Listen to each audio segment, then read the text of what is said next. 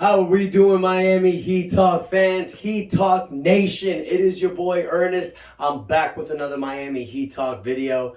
You guys, I'm incredibly happy because for the first time this season, the Miami Heat have finally gone over 500. With a win against Houston and a win against San Antonio, Miami have finally gone over 500, you guys. I say it with joy, and I am glad because finally we are a winning organization this season. We have a record of 16-15, and yes, it's not a huge accomplishment. We're still in the mid-tier in the Eastern Conference, but what does it show? Improvement. Earlier this season, we were the 13th seed. We were 6 games under 500. People were kicking dirt into the grave, calling us the bust from last year. But it's like I said, even though things were looking bad, we weren't that far off. So all we needed was a little momentum and things would go our way. And it definitely has. Miami's won 4 straight.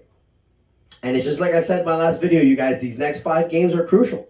Because these next 5 games that we're having is going to make or break us. It's either going to put us even further down in the Eastern Conference, or it's going to bring us up as a contender in the East. And look, winning 4 straight has gotten us there.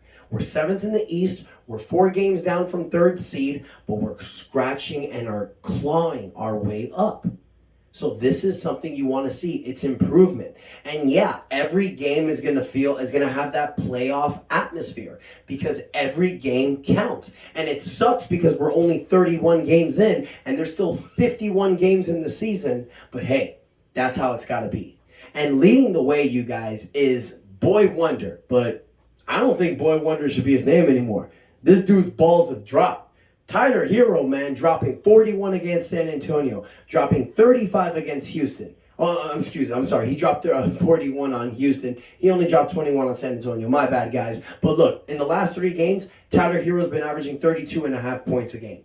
He's been showing and proving that he's evolving offensively. Yes, his defense isn't where it wants to be. But look, for all the crap that he takes defensively, Heat fans, and I mean real Heat fans that watch these games, closely watch Tyler Herro's defense because I am seeing improvements this offseason. I'm seeing his switching. He's doing a lot better with, especially in pick and roll drop off. He's learning. He's getting better. Look, he's not a defensive specialist, but neither is James Harden. And we give James Harden all this praise about how great he is offensively. When you are seeing this kid in Miami slowly develop that killer instinct, you guys, and these game-winning shots that he's been hitting this season, that is evolvement. That is a guy that you are seeing growing. He's 22 years old. He has so much time to get better. He's nowhere near his prime. And he signed here. And he stayed here. So now, does that contract extension start to look like a bargain? Who knows? Time will tell. But it's great to see Tyler Herro do his thing, you guys. It's an enjoyment, and as a Heat fan, you'll love it. Because now, look, I love Jimmy, but Jimmy's not going to be that guy every night, okay? He's just not. He's a facilitator first, and then a scorer. Jimmy has all these bags in his tricks. All of these bags of things that he can do, and then out of nowhere, he'll also drop 35 on you. That's what I love about Jimmy. One night, he'll drop 35. Maybe the next night, he'll drop 12. But he'll also have 10 rebounds, 7 assists, 3 steals, a block, a plus average out there. Jimmy Butler is exactly what this Heat team needs. And then you got my man, Bam Adebayo, rounding it off. Damn, it's good to see Bam Adebayo back in that court. Missing him that one game against Houston, you saw what Bam Adebayo brings into the table. And it's like I've said before, and I'll say it again, when this team is fully healthy, we are one of the hardest teams to beat. You're seeing it with Victor Oladipo back. Is Victor the guy he was in Indiana? No. But defensively, oh my God, does this guy shut people down. And that's what this Miami Heat team needs. Because when Jimmy Butler's on the bench, when Tyler Herro's on the bench, and you got this dude coming off the bench to clamp down on the second unit and sometimes their starters, damn. Damn, you just don't get that with a lot of teams in the NBA. And you're seeing it. You're seeing how this team is gelling and coming together. Duncan Robinson knocks 12 points his last game, hits 4 threes. Max Strus is doing his thing. And guys, Gabe Vincent hasn't even come back yet. So once we get this team fully healthy, we know what we can do. We know what we can do. And yeah, Kyle Lowry's not playing right now. Yeah, some guys are taking nights off. But it's because of these games that we have. And I'm not trying to say teams suck, because it's the NBA. Everybody that's made it to the NBA is a great basketball player. But we know that there are teams that are better and teams that are worse in this league. And then when you have a back-to-back of teams like Houston and San Antonio with very crap records, you're going to give veterans like Jimmy Butler, Kyle Lowry, Dwayne Dedmon time to rest, because you need them come the playoff stretch. That's what happens when you have veterans on your team, man. You got to space them out. We've seen in the past what happens when you overplay your players. They get hurt, i.e. Derrick Rose 2012. Many other examples that I'm not going to bring up because we've seen it in the past. So it's good to see the Heat do what they do. We have to make sure that we have a full front, a united front in the playoffs, because last year, what happened in the playoffs? Kyle Lowry broke down. PJ Tucker broke down. Jimmy didn't because he was in God mode. But our role players, we need them ready and prepared. So, off to tomorrow night. Off we go to tomorrow night, you guys. It was like the last video that I posted. We have a 5-game stretch. So far in this 5-game stretch, we're 2-0.